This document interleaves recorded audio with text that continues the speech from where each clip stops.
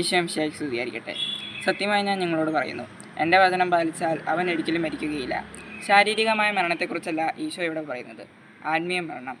മനുഷ്യൻ്റെ അന്തരാത്മാവ് ദൈവത്തിൽ എത്തിച്ചേരേണ്ടതാണ്. അതിന് ഈശോയുടെ വചനങ്ങളിൽ നാം ജീവിക്കണം. ഈശോയെ, അങ്ങയുടെ വചനങ്ങൾക്കനുസൃതം ജീവിക്കുവാൻ ഞങ്ങളെ സഹായിക്കണമേ. കർത്താവ് അവളോട് വലിയ കാരുണ്യം ചെയ്തിരിക്കുന്നു എന്ന് കേട്ട അയൽക്കാരും ബന്ധുക്കളും അവളോടൊത്ത് സന്തോഷിച്ചു. പ്രായം കവിഞ്ഞവരായ എലിസബത്തും സക്കറിയായും തങ്ങളുടെ വന്ധ്യത നിമിത്തം സമൂഹത്തിൽ നിന്ന് ഒരുപാട് നിന്ദനങ്ങൾ ഏൽക്കേണ്ടി വന്നവരാണ്. എന്നാൽ അവരുടെ മൗന നൊമ്പരങ്ങളും കാത്തിരിപ്പും വൃഥാവിലായില്ല. നമ്മുടെ ജീവിതത്തിലും നിരാശ വരുത്തുന്ന കാര്യങ്ങളിൽ ദൈവത്തിന് വിധേയപ്പെട്ട് ജീവിക്കുവാൻ നമുക്ക് സാധിക്കണം. ഈശോയെ, ഇതിനായി ഞങ്ങളെ അനുഗ്രഹിക്കണമേ.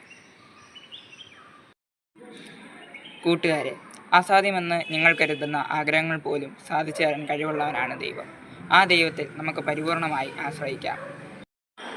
ഏവർക്കും ഹൃദയം നിറഞ്ഞ ക്രിസ്മസ് ആശംസകൾ.